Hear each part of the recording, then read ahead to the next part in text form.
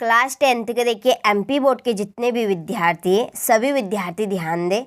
इस वीडियो के अंतर्गत मैं आप सभी को देखिए गणित के पेपर के लिए गणित का एक बेहतरीन सा प्रश्न पत्र बताने जा रही हूँ और 100% श्योर इसके आने के चांस रहेंगे। ठीक है, तो जितनी जल्दी हो सके उतनी जल्दी आप सभी प्रश्नों को कंप्लीट करें ताकि आप सभी अच्छे से अच्छे अंक प्राप्त कर सकें। ठीक है, चलिए तो वीडियो को हम स्टार्ट करते हैं बिना किसी डाउट के। तो देखिए यहाँ पे पहला प्रश्न हमारा रहेगा द्विघात बहुपद में बहुपद की घात होगी, तो इसका आपका आंसर रहेगा 2। दूसरा प्रश्न है -2 + 5 शून्यक वाले बहुपदों की संख्या होगी, इसका आपका आंसर रहेगा 1। तीसरा प्रश्न बहुपद x² - 3 के शून्यक होंगे, इसका आपका आंसर रहेगा ±√3। ठीक है, चौथा प्रश्न है x - 2y = 0 और 3x + 4y - 20 = 0 रेखी प्रतिच्छेद करती है। यदि द्विघात बहुपद ax² + bx + c = 0 के विविक्तकर का मान 0 है तो द्विघात समीकरण के दो भिन्न वास्तविक मूल होते हैं। ठीक है, छठा प्रश्न है एपी दी गई है आपको 10, 7, 4 का 10वां पद, इसका आपका 10वां पद बनेगा -17। ठीक है, चलिए तो आप सभी स्क्रीनशॉट ले लीजिए अच्छे से इन प्रश्नों का और प्रश्नों को आप अच्छे से कंप्लीट कर लीजिए। इसके बाद में हमारा अगला प्रश्न है रिक्त स्थानों की पूर्ति कीजिए। ax² + bx + c एक द्विघात बहुपद का उदाहरण है। ठीक है, दूसरा है समीकरण 3x² + 2x + 1/3 = 0 का विविक्तकर डेडेडेस है, तो कैसा रहेगा आपका 0 रहेगा। ठीक है, और जब किसी अनुक्रम के पदों को किसी नियम द्वारा लिखा जाता है तो इसे श्रेणी कहते हैं। ठीक है, चौथा प्रश्न है सभी वर्ग डेडेडेस होते हैं समरूप, किसी बिंदु की x अक्ष से दूरी डेडेडेस कहलाती है कोटि और 3 संरेखी बिंदुओं से बने त्रिभुज के क्षेत्रफल डेडेडेस है, तो इसका आपका आंसर रहेगा 0। चलिए आप सभी स्क्रीनशॉट ले लीजिए और अच्छे से कंप्लीट कर लीजिए। इसके बाद में हमारा अगला प्रश्न है यहाँ पे। चलिए इसके बाद में हमारी है सही जोड़ी।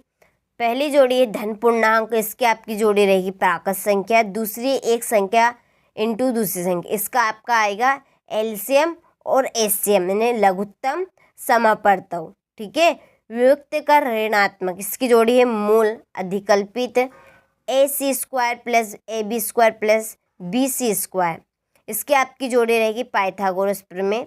रेखाएं प्रतिच्छेद हो यह है अद्वितीय हल और रेखाएं समांतर हो तो कोई हल नहीं।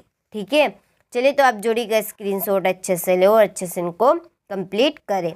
इसके बाद में हमारा है क्वेश्चन नंबर 4 सत्य असत्य कि प्रत्येक पूर्णांक का प्राकृत संख्या होती है, तो यह असत्य है। √x + 2 एक बहुपद है, तो यह असत्य है। समीकरण x + 2y = 5 में यदि x का मान 1 है तो y का मान 2 होगा, सत्य है। समांतर श्रेणी 10, 5 डेडेडेस का अगला पद 0 होगा, तो ये भी सत्य है।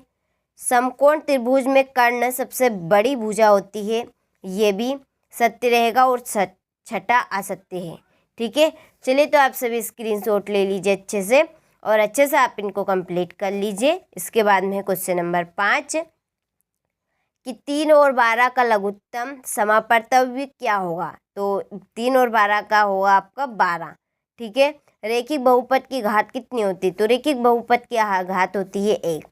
समांतर श्रेणी का व्यापक रूप लिखिए, तो इसका आपका व्यापक रूप बनेगा a + -1d a + -2d। ठीक है, चौथा प्रश्न है x1 y1 एवं x2 + y2 के मध्य दूरी क्या होगी, इसका आपका आंसर रहेगा देखिए ब्रैकेट में x2 - x1 के whole power 2 plus y2 - y1 के होल पावर 2। ठीक है, इसके बाद में हमारा है 5वां प्रश्न कि दो चरों x व y वाले रैखिक समीकरण का मानक रूप लिखिए, तो इसका आपका मानक रूप बनेगा देखिए ax + by + c = 0।